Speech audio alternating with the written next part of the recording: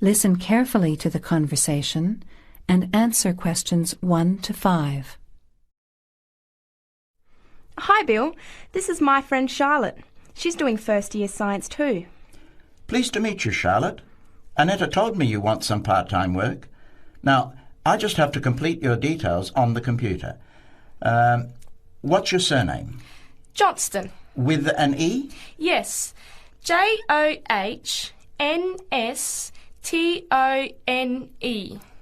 I know that you live in the Heathfield Street student residence, but I can't remember the street number there.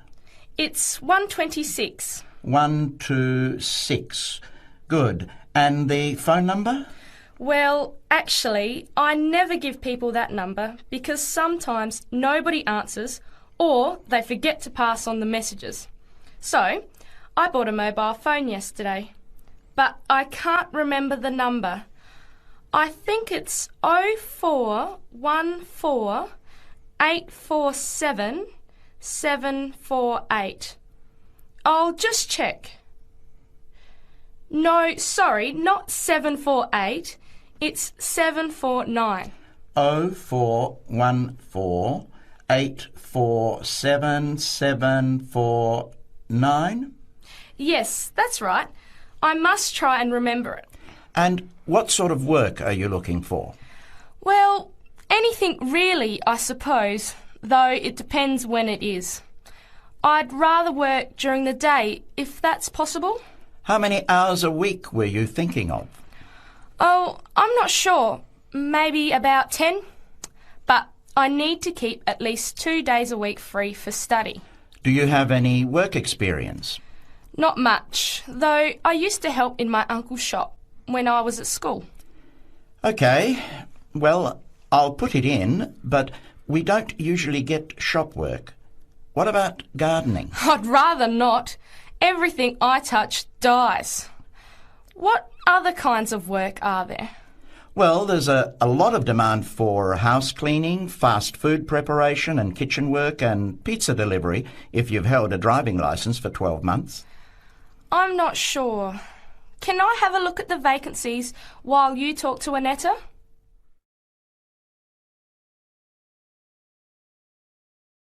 Now listen and answer questions 6 to 10. Bill, I'd like to change my job. You're at the Hamburger Express on the High Street, aren't you? What's the problem? Well, I never know what hours I'm going to work. I start at 7 p.m. and I'm supposed to finish at 11 p.m, but sometimes they keep me until 2 or 3 a.m. Yes, that is a bit late if you have to make a 9 a.m. lecture the next day. And the other thing is the pay.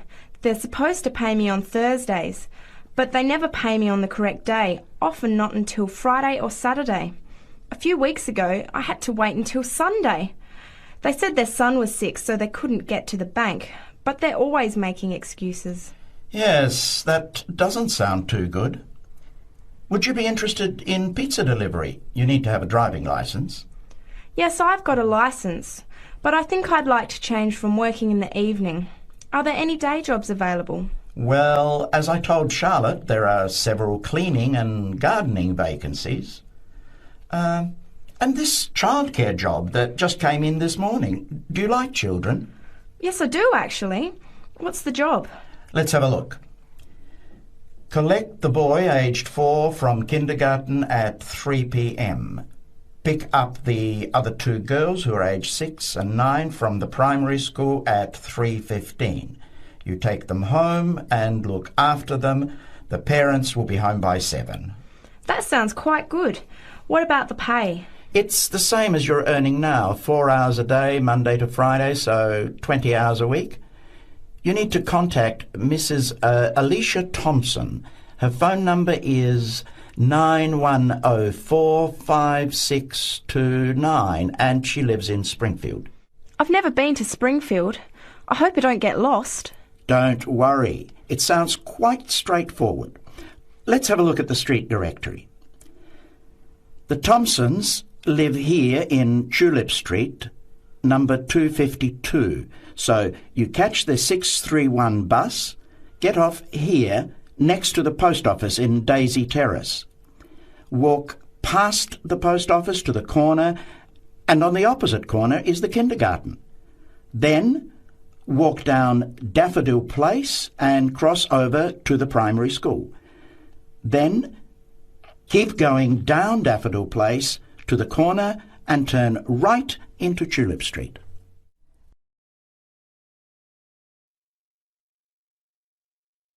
Now listen and answer questions 11 to 14.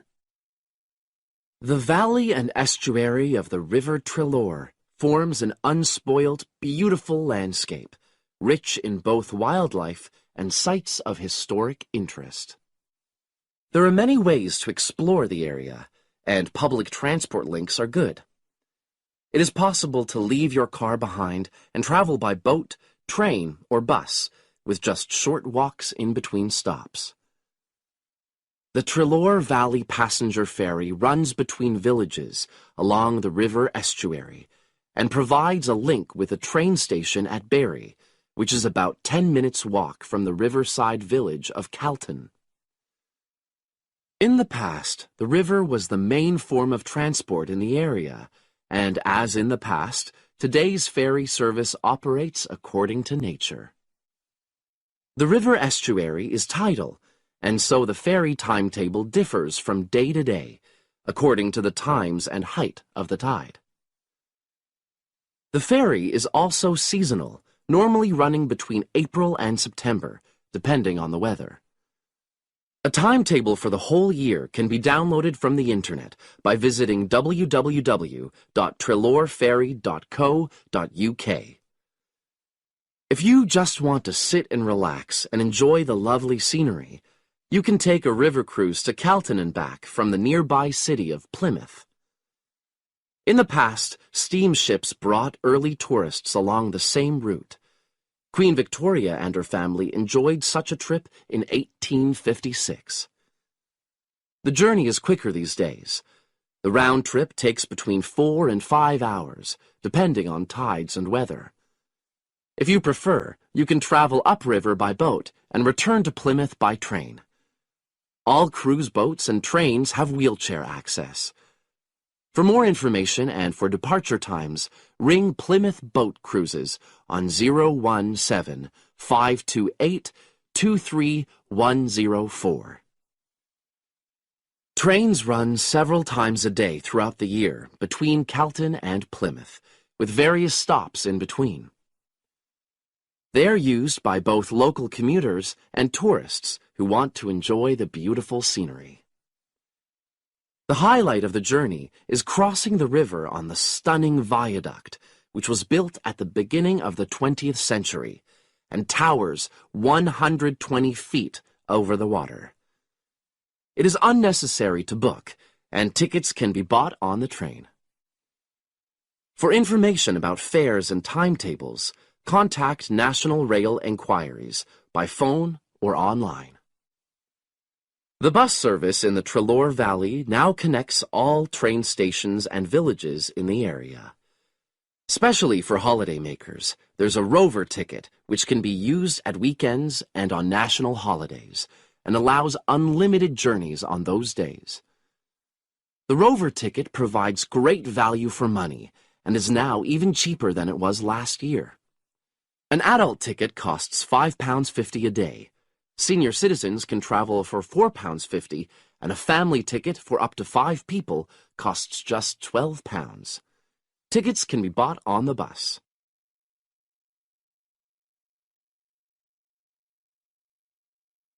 Now listen and answer questions 15 to 20. At the center of the Trelor estuary area is the historic riverside village of Calton. The main road comes into the village from the south, and for those of you who are arriving by bus, it turns left just before the bridge and stops in the lay-by on the left-hand side. From there, it's just a short walk to Calton's various attractions. If you're arriving by car, you have to leave it in the main car park. Go over the bridge and take the first turning on the right. Then go on until you come to the end of that road. It's the only place to park in Calton, but there's no charge. If you're interested in local history, there's a museum in Calton with farming, fishing, and household implements from the late 19th century. As you come in from the south, cross the river and go straight on the same road until you reach the end. Also, on the subject of history, you can go and see the old mill, which has recently been renovated and put back into use. Turn left before you come to the bridge. Then go straight on and then take the first turning on the right. This leads straight there.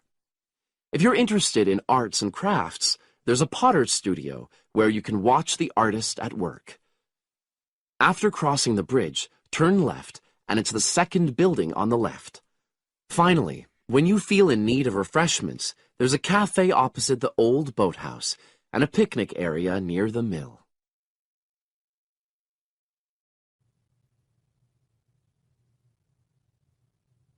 Now listen carefully and answer questions 21 to 25. Hello, Simon. Come in. Take a seat. Now, I wanted to talk to you about your assignment. Yes, the one on the scientific method. That's right. I just wanted to see how you were getting on. Well, I think it's fine. I mean, I haven't done a huge amount of work on it because I've been working on other things. But what I've read so far seems fine. How many of the references that I gave you have you managed to get hold of? Not too many, I'm afraid. It seems that everyone else is working on the same things at the same time. And every time I look, the books are checked out from the library. Right. Well, I think that we can go over the main ground together now. That way, even if you don't manage to go through all the references in detail, you'll still have an overview. What has helped you most so far? I've managed to have a look at 3 of them. I thought that Johnson made some good points, but it was hard to follow the line of her argument. Bradman was simple and straightforward, and I felt as if I got a lot out of that. I wish I could say the same for Whittaker. To be honest, I didn't get very far with that. Okay, that's more or less what I'd expect. So tell me, what have you learned so far about the role of the Egyptians and the Babylonians? Yes. Well, there's evidence that the basic components of the scientific method, examination, diagnosis, treatment, and prognosis, were being used in the early 1600s BC, especially in the treatment of certain illness. Good. Yes, that's right. And the point, of course, is that that represented a considerable advance over relatively simple, non-empirical approaches, which usually attributed anything unknown to the actions of the gods, etc. Of course, the Egyptians and Babylonians did this as well, but what we see emerging here is a willingness to base opinion on systematic study of the real world, which is at the root of the scientific method. I see. Right, yes. And then that reappears later. Yes, although don't get carried away with the idea that it was a simple process of development. By the time we get to ancient Greece, let's take the period towards the middle of the 5th century BC, the rules governing the scientific method were practiced on a widespread scale, but there were still many people who believed that real truth could only be acquired by pure rational thought. Plato, of course, had a great influence on the development of the scientific method during this period. Through his academy. That's right. But then, as we know, a great deal of understanding of the scientific method disappeared as the old world order collapsed. It wasn't until the Middle Ages, sometime before the 11th century, that several versions of the scientific method emerged from the medieval Muslim world, all of which stressed the importance of experimentation in science. Right. I think I've got the historical timeline.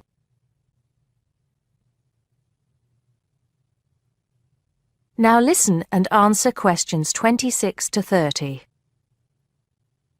The other thing I'm struggling with slightly is actually pinning down precisely what we mean by the scientific method. I wonder if you could give me some pointers on that. Sure. Well, it's best to think of the scientific method as a series of steps in a process which allows us to find answers to questions about the world around us. So the first step is to identify the problem. What is it that you want to know or explain? And then I think the next step is designing an experiment. But you can't design an experiment unless you know what you want your experiment to tell you. Oh, yes. You need to form a hypothesis to be tested before you design the experiment. So there's a very clear relationship between hypothesis and experiment. Having designed the experiment, then of course you go on to carry out the experiment. The particular procedure you follow, the protocol, will differ from experiment to experiment, but the underlying principle is the same. You analyse the data from the experiment in order to confirm or disprove your hypothesis. Assuming the experiment is accurate. Oh yes. If there's anything unusual about the data, or if the results are at all surprising, then you need to ask yourself whether the experiment could be flawed and whether the data could be unreliable. If the answer is yes, then it may be necessary to modify the experiment and go through the process again. So, once you have reliable, valid results, Then the final step is to communicate them. The wider scientific community needs to know about the results, and publication in journals is the accepted way.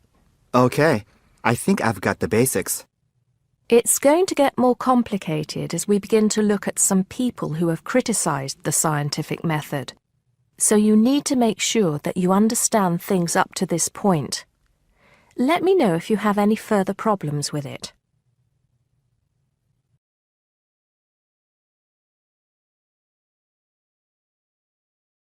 Now listen carefully and answer questions 31 to 40. We're going to look today at some experiments that have been done on memory in babies and young children. Our memories, it's true to say, work very differently, depending upon whether we are very old, very young, or somewhere in the middle. But when exactly do we start to remember things? And how much can we recall? One of the first questions that we might ask is, do babies have any kind of episodic memory? Can they remember particular events? Obviously, we can't ask them, so how do we find out? Well, one experiment that's been used has produced some interesting results. It's quite simple and involves a baby in its cot, a colourful mobile, and a piece of string. It works like this. If you suspend the mobile above the cot and connect the baby's foot to it with the string, the mobile will move every time the baby kicks. Now you can allow time for the baby to learn what happens and enjoy the activity. Then you remove the mobile for a time and reintroduce it sometime from 1 to 14 days later. If you look at this table of results, at the top 2 rows, you can see that what is observed shows that 2-month-old babies can remember the trick for up to 2 days, and 3-month-old babies for up to a fortnight. And although babies trained on one mobile will respond only if you use the familiar mobile, if you train them on a variety of colours and designs, they will happily respond to each one in turn. Now, looking at the 3rd row on the table, you will see that when they learn to speak, babies as young as 21 months demonstrate an ability to remember events which happened several weeks earlier. And by the time they are 2, some children's memories will stretch back over 6 months, though their recall will be random, with little distinction between key events and trivial ones, and very few of these memories, if any, will survive into later life. So, we can conclude from this that even very tiny babies are capable of grasping and remembering a concept. So, how is it that young infants can suddenly remember for a considerably longer period of time? Well, one theory accounting for all of this, and this relates to the next question we might ask, is that memory develops with language. Very young children with limited vocabularies are not good at organizing their thoughts. Though they may be capable of storing memories, do they have the ability to retrieve them? One expert has suggested an analogy with books on a library shelf. With infants, he says, it's as if early books are hard to find because they were acquired before the cataloguing system was developed. But even older children forget far more quickly than adults do. In another experiment, several 6-year-olds, 9-year-olds and adults were shown a staged incident. In other words, they all watched what they thought was a natural sequence of events. The incident went like this. A lecture, which they were listening to, was suddenly interrupted by something accidentally overturning. In this case, it was a slide projector. To add a third stage, and make the recall more demanding, this accident was then followed by an argument. In a memory test the following day, the adults and the 9-year-olds scored an average 70%, and the 6-year-olds did only slightly worse. In a retest 5 months later, the pattern was very different. The adults' memory recall hadn't changed, but the 9-year-olds had slipped to less than 60%, and the 6-year-olds could manage little better than 40% recall. In similar experiments with numbers, digit span is showed. You now have half a minute to check your answers.